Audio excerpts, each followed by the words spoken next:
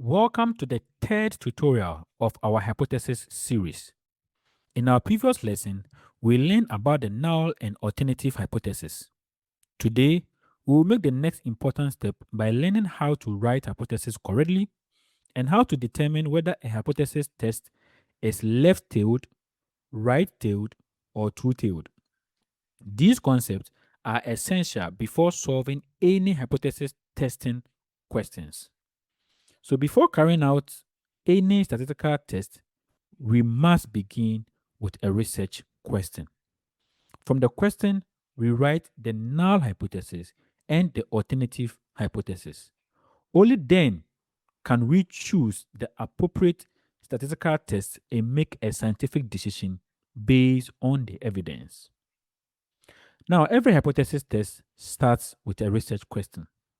For example, suppose a researcher wants to know whether a new drug reduces blood pressure. From this question, we write two hypotheses, the null hypothesis and the alternative hypothesis. The way these hypotheses are written determines the type of statistical test we will use, and we'll come back to that. Now, one of the most common mistakes we make is placing the equality sign in the wrong hypothesis. Remember this important rule. The equality sign always belongs to the null hypothesis. Whether the symbol is equal to, less than, or equal to, or greater than, or equal to, it always appears in the null hypothesis or the H naught. The alternative hypothesis never contains an equality sign. Now, why does this H naught have the equality sign? Think of the null hypothesis like a court of law. A person is presumed innocent until enough evidence proves otherwise. In the same way, we assume the null hypothesis is true until the sample data provides sufficient evidence to reject it. This is why the equality sign always remains with the H naught or the null hypothesis. Now, what is the direction of a research claim?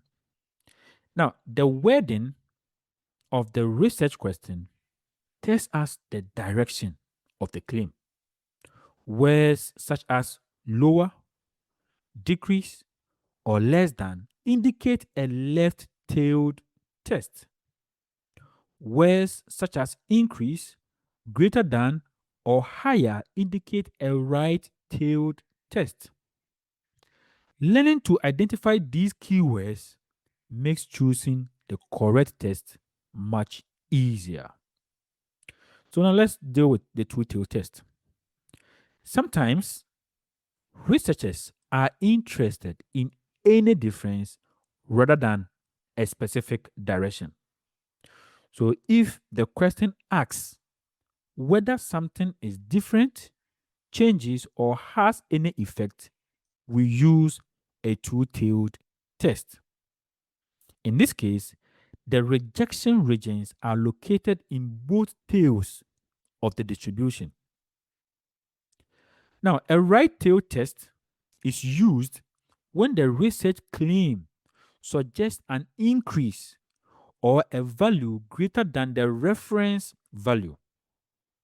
Here, the alternative hypothesis uses the greater than symbol, and the rejection region is located only in the right tail of the distribution.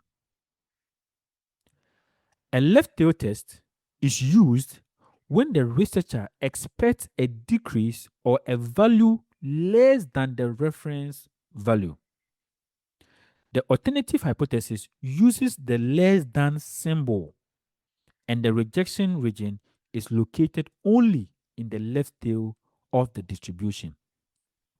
Now let's compare all three tests together.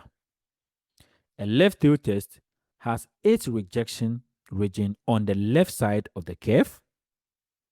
A right tail test has its rejection region on the right side. A two-tailed test has rejection regions on both sides.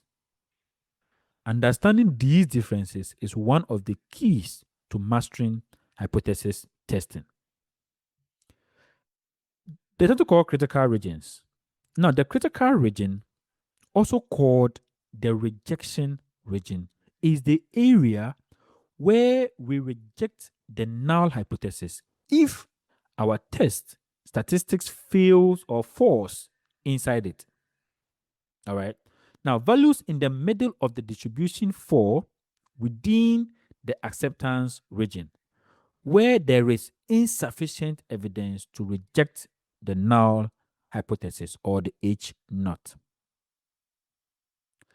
The position of the rejection region depends entirely on the alternative hypothesis. If H1 uses the less than symbol, then shade the left tail.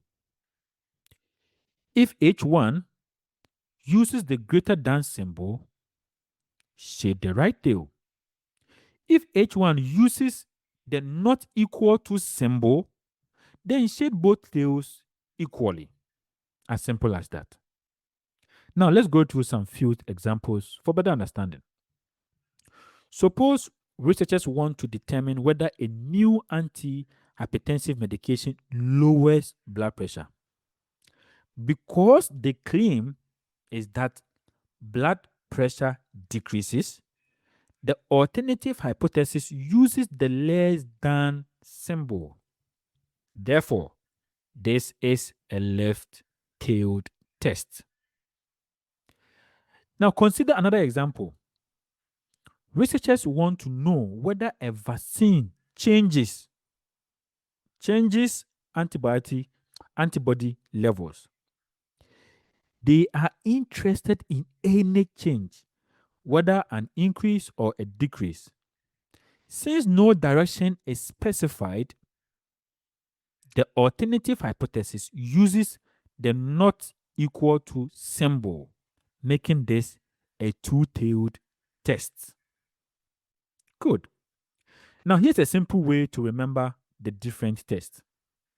If the claim is about a difference, use a two-tailed test.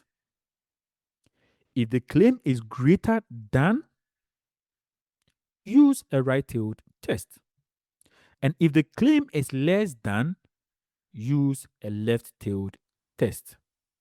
This simple table can help you choose the correct hypothesis test every time. So in summary, you have learned how to identify the direction of a research claim,